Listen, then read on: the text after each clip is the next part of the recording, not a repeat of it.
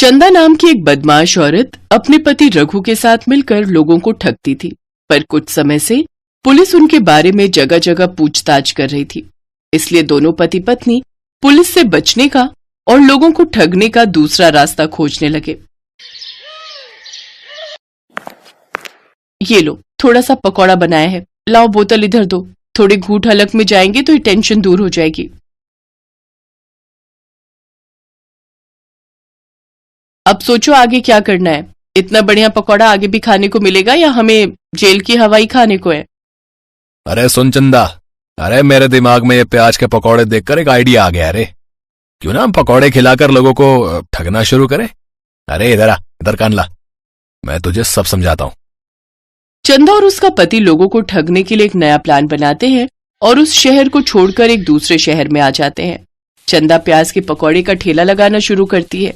चंदा ने जानबूझकर अपना लहंगा चोली इस तरह से पहना था ताकि जवान लड़के उसकी तरफ खींचे चले आएं। ओए देख, ये पकौड़े वाली कितनी सुंदर है। ये तो मुझे किसी बोल्ड पिक्चर की हीरोइन दिखती है यार। अरे तूने इसके बारे में नहीं सुना?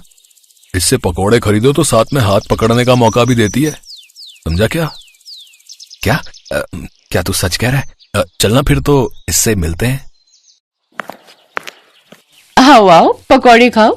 प्याज वाले, छोटे छोटे, बड़े बड़े, पतले पतले, मोटे मोटे, हर तरह के पकौड़े मेरे ठेले पर मिलेंगे। क्या बात है, तुम्हारे पास हर साइज के पकौड़े हैं? पकौड़े क्या, मैं भी पूरी साइज में हूँ। देखना चाहोगे? क्या क्या बात है, तुम तो बड़ी मजाकिया हो। चंदा जानती थी कि वो ऐसे बेशर्मी भरी बातों से जवान अमीर घर के लड़कों को फंसा सकती है और उसका तीर सही निशाने पर लग रहा था। वो अमीर लड़कों को अपने हुस्न के जाल में फंसाती और एक सुनसान घर में बुलाती थी। यार तुम सही हो, दिन में प्याज के पकौड़े बेचती हो और रात को अपना हुस्न दिखाती हो। पर कुछ भी कहो, तुम बिल्कुल अपने हाथों के बनाए प्याज के पकौड़े की तरह चटपटी और करारी हो। तो आओ ना, जल्दी से ये गिलास खत्म करो और मुझे पकौड़ों की तरह खा जाओ। ये लो, हो गया खत्म। आओ, मेरी बाहों में आ जाओ। जैसे एक लड़का चंदा को पकड़ने के लिए आता है, वो धड़ाम से पलंग पर ढेर हो जाता है। लड़का पूरी तरह से बेहोश हो चुका था। यही तो चंदा चाहती थी। वो जल्दी जल्दी लड़के के गले से चेन और बाकी के जो भी उसके बटुए में पैसे वगैरह थे सब ले लेती है और वहां से भाग जाती है। अरे वाह वाह चंदा, ये तो तूने बहुत बढ़िया हाथ मारा है। अरे चल, अब ट्रेन का समय हो रहा है, जल्दी से यहाँ से निकलते हैं। बड़ी मुश्किल से उसे बेहोश किया। पहले तो मैं उसके गिलास में नशे की गोलियां डालना ही भूल गई थी, फिर मुझे एंड टाइम पर याद आया। अरे अब नए शहर में चलते हैं और किसी नए मुर्गे को फंसाते हैं, चल। चंदा अपने पति के साथ ऐसे शहर बदल बदल कर लड़कों को ठगती रही। वो पकौड़े बेचती, लड़कों को जाल में फंसाती और उन्हें लूट लेती। एक दिन राजेश नाम का एक आदमी चंदा के ठेले पर आया। चंदा ने उससे भी बेशर्मी करने की सोची। वो जानबूझकर उस आदमी के सामने बेशर्मी भरी बातें करने लगी। सुनो, एक प्लेट पकौड़े देना। देती हूँ। वैसे कैसे पकौड़े खाओगे आप? थोड़े बड़े बड़े बनाऊं या फिर छोटे पसंद है? कैसे भी बना दो, बस थोड़े करारे बनाना। हाँ हाँ, ये मिर्ची बहुत तीखी है, इसे चबाकर देखना, बहुत मजा आएगा। मैंने पकौड़े के साथ रख दी है। राजेश पकौड़े खाने लगता है और भी बहुत लोग चंदा से पकौड़े ले रहे थे, पर चंदा की नजर तो सिर्फ राजेश पर ही टिकी हुई थी। वो राजेश के हाथ में पकड़ा बैग और पहने हुए सोने की चेन और अंगूठी वगैरह देख रही थी। आपको पता है यहाँ रुकने के लिए कोई धर्मशाला या होटल कहाँ होगा? मेरे पास बहुत सारे कैश रुपए हैं, इन्हें लेकर मैं शाम के समय अपने शहर वापस नहीं लौट सकता। आप तो यहीं की हो तो आपको ज्यादा पता होगा। हाँ हाँ, चिंता मत करो, मैं तो यहाँ का चप्पा चप्पा जानती हूँ। वैसे इतने सारे कैश लेकर रात में किसी होटल या धर्मशाला में रुकना खतरे से खाली नहीं है। एक काम करो, यहाँ से थोड़ी दूर ही मेरा घर है, तुम आराम से मेरे घर पर रात रुक सकते हो। वहां तुम्हें किसी चीज की कमी नहीं होगी। Oh thank you so much, मैं जरूर आपके साथ चलूंगा। वैसे आप कितनी देर में यहाँ से जाएंगी? बस अब तो मेरे पकौड़े खत्म हो ही चुके हैं, बस मैं घर ही जा रही हूँ। चलो तुम भी मेरे साथ चलो। राजेश चंदा के साथ चला जाता है। चंदा उसे एक पुरानी सी झोपड़ी में ले जाती है। तुम्हें यहाँ परेशानी हो सकती है क्योंकि मेरा घर बहुत टूटा फूटा और पुराना है। कोई बात नहीं, आपने मेरे लिए इतना किया, यही बहुत है। और फिर एक रात ही तो गुजारनी है, मैं यहीं कहीं कोने में सो जाऊंगा। अरे इतनी जल्दी कैसे सो जाओगे? अभी तो रात शुरू हुई है। वैसे तुम कुछ पीना पसंद करते हो? वो मेरा मतलब है। मैं समझ गया, मुझे तो बहुत शौक है पीने का। चलो ना बैठते हैं। चंदा राजेश की बातों में बिल्कुल खो चुकी थी। उसे इस बात का ध्यान ही नहीं रहा कि उसे गिलास में नशीली दवाई मिलानी है। बातों ही बातों में चंदा ने बहुत ज्यादा शराब पी ली। तुम्हें पता है मैं तुम्हें यहाँ क्यों लाई हूँ? ताकि मैं तुम्हें लूट कर यहाँ से भाग जाऊं। अरे तुम तो मुझे पहले ही लूट चुकी हो, और कितना लूटोगी? तुम्हारे हुस्न के समंदर में तो मैं पहले ही डूब चुका हूं। थोड़ी और पिलाओ ताकि मैं तुम्हारे हुस्न का और मजा ले सकूं। अरे ये बोतल तो खत्म हो गई, रुको मैं और लेकर आती हूँ। चंदा जैसे ही दूसरी बोतल लेने के लिए जाती है, राजेश उसके गिलास में नशीली दवा डाल देता है। चंदा गिलास में भरी नशीली दवाई वाली शराब पी जाती है। राजेश का काम हो चुका था। अगले कुछ घंटे बाद चंदा की आंख खुलती है तो वो अपने आप को हवालात में देखती है। मैं कहां पर हूं? तुम हवालात में हो। ये पुलिस स्टेशन है और मेरा नाम इंस्पेक्टर राजेश है। तुम्हें पकड़ने के लिए ये सारा जाल मेरा ही बिछाया हुआ था। अब जल्दी से अपने पति रघु का भी पता दे दो ताकि तुम दोनों को सजा मिल सके। बेशर्म प्याज पकौड़े वाली, बहुत लूटा है तूने और तेरे पति ने मिलकर लोगों को। अपने हुस्न के जलवे बिखेर कर लोगों को बहुत ठगाया तूने। माफ कर दो साहब, माफ कर दो, गलती हो गई, छोड़ दो। चंदा गिड़गिड़ाती रहती है, रोती रहती है, पर उसे और उसके पति को अपने किए का फल तो मिलना ही था। उन्होंने बहुत से लोगों को लूटा था जिसकी सजा उन्हें मिलनी जरूरी थी। इंस्पेक्टर राजेश की समझदारी से चंदा और रघु को बहुत से लोगों के साथ लूटपाट करने और ठगने के जुर्म में सजा हो जाती है।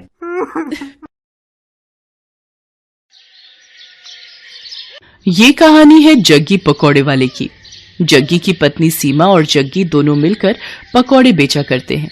जग्गी के पकौड़े लोगों के बीच काफी प्रसिद्ध हैं। जो एक बार उसकी दुकान में आता है वो बार बार आना चाहता है। पकौड़े खा लो, पकौड़े, गर्मा गर्म पकौड़े, प्याज के पकौड़े, आलू के पकौड़े, मिर्ची के पकौड़े। एक बार खाओगे बार बार आओगे। राजू और उसके दोस्त दिनकर को आज पकौड़े खाने का मन हुआ तो वे नुक्कड़ के पकौड़ों की सबसे फेमस दुकान यानी जग्गी पकौड़े वाले की दुकान की ओर बढ़ चले। आज सही समय पर निकले हम दोनों, नहीं तो जब तक जग्गी की दुकान पर पहुंचते थे उसकी दुकान के सारे पकौड़े खत्म हो जाते थे। आज तो जमकर पकौड़े खाऊंगा। जग्गी के मिर्च वाले पकौड़े तो इतने स्वादिष्ट होते हैं भाई कि क्या बताऊं यार।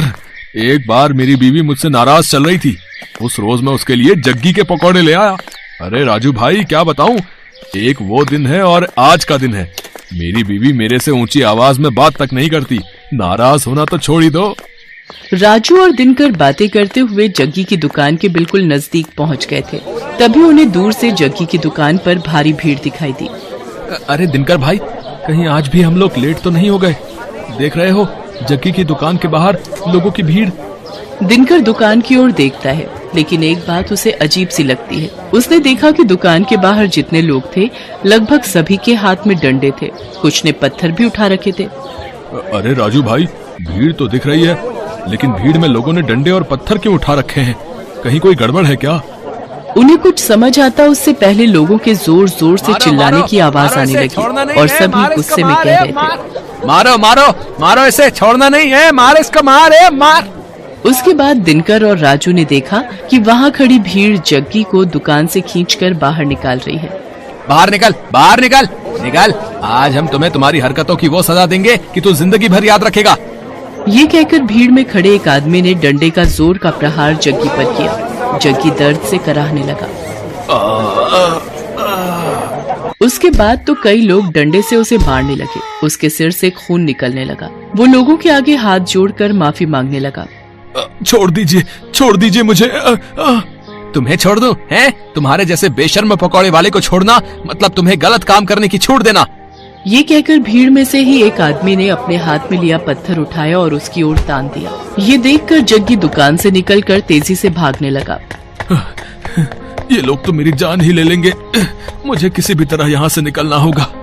जग्गी आगे आगे भाग रहा था और गुस्साई भीड़ उसके पीछे। राजू और दिनकर को अभी भी समझ नहीं आ रहा था कि आखिर ऐसा क्या हो गया कि लोग जग्गी के पीछे पड़े हैं। लोग उसे बेशर्म पकौड़े वाला क्यों कह रहे हैं? लोगों के इस तरह जग्गी पर भड़कने का कारण समझने के लिए कुछ समय पीछे जाना पड़ेगा।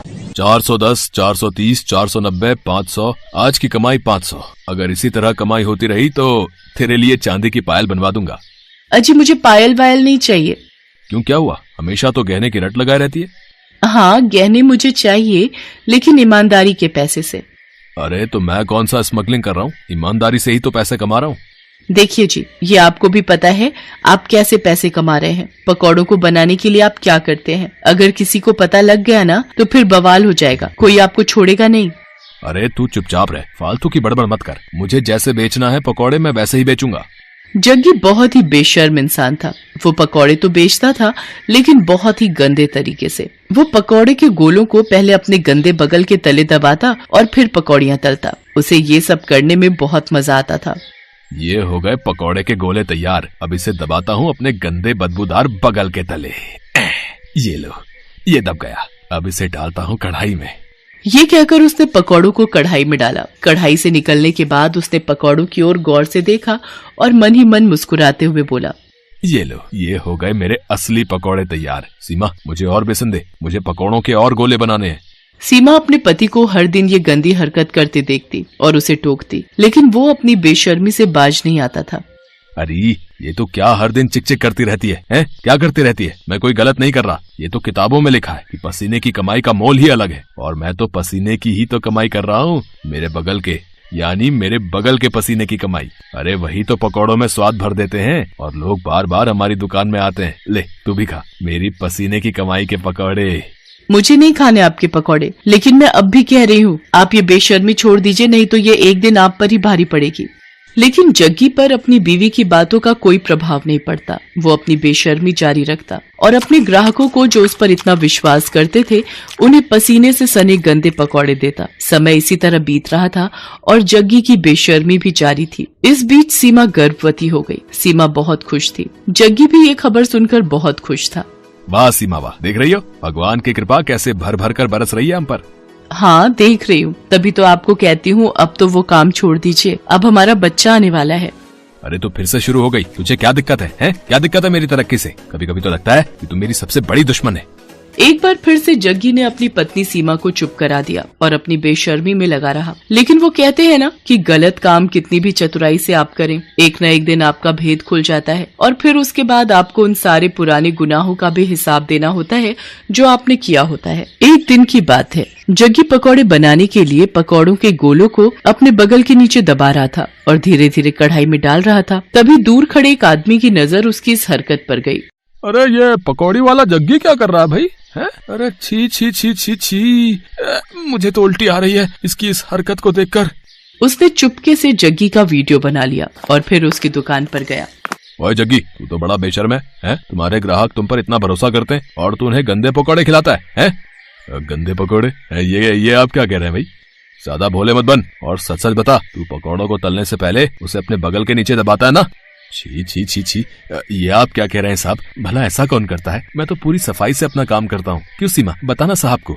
सीमा ने जग्गी की बात का कोई जवाब नहीं दिया, बस अपना सिर नीचे झुका लिया। वो ग्राहक समझ गया कि जग्गी इस तरह उसकी बातों को नहीं मानेगा। उसने जो वीडियो बनाया था वो वीडियो उसने लोगों को भेजना शुरू कर दिया। जिसने भी उस वीडियो को देखा उसे उबकाई आने लगी। छी छी छी, बाप रे, मैंने भी तो इसके यहाँ के पकौड़े खाए थे। वो ऐसे पकौड़े बनाता है? इस तरह से तो वो लोगों की सेहत से खिलवाड़ कर रहा है। वो वीडियो 1 से 10, 10 से 100 और 100 से फिर लाखों लोगों तक पहुंचकर वायरल हो गया। उस वीडियो को देखकर सभी को बहुत गुस्सा आया और गुस्से में वे सभी जग्गी की दुकान पर डंडे और ईंट पत्थर लेकर पहुंच गए। आज छोड़ना नहीं इसको, इसकी सारी बेशर्मी आज हम निकाल देंगे, मार देंगे इसे। हाँ, आखिरकार लोगों ने उसे पकड़ लिया। एक बार फिर से सभी उसकी पिटाई करने लगे। तभी उसकी पत्नी सीमा भागती हुई वहां आई और लोगों के आगे हाथ जोड़ते हुए उसने कहा, मैं जानती हूँ कि इनकी गलती माफ करने के लायक नहीं है। इन्होंने आप लोगों के विश्वास का खून किया है, आप लोगों की सेहत के साथ खिलवाड़ किया है, लेकिन आप लोग इन्हें मार देंगे तो मेरा बच्चा जो अभी मेरी कोख में है उसके सिर से पिता का साया उठ जाएगा। भगवान के लिए मेरे कोख के बच्चे पर रहम कीजिए और इन्हें छोड़ दीजिए। एक गर्भवती औरत की गिड़गिड़ाहट को सुनकर लोगों का दिल पसीज गया और उन्होंने इस वादे के साथ जग्गी की जान बख्शी कि भाई कान खोल के सुन लो, हाँ हम तुम्हें छोड़ तो रहे हैं, लेकिन अब कभी इस तरह और इस जगह पकौड़े ये नहीं बेचेगा, इसे ये जगह छोड़नी होगी। सीमा ने उनसे वादा किया। जग्गी को वो जगह छोड़नी पड़ी। जग्गी को बार बार उसकी गलतियों के लिए आगाह किया जा रहा था, लेकिन वो अपनी आदत से बाज नहीं आ रहा था और एक दिन उसी आदत के कारण न सिर्फ उसकी जान पर बनाई बल्कि उसे अपनी वो जगह भी छोड़नी पड़ी जहाँ उसकी दुकान बहुत चलती थी। आज जग्गी जहाँ भी अपनी दुकान लगाने की कोशिश करता है, उसके पुराने कर्म उसकी राह में आ जाते हैं। अब उसे अपनी करनी पर बहुत दुख होता है, लेकिन वो कहते हैं ना कि अब पछताए होत क्या जब चिड़िया चुग गई खेत।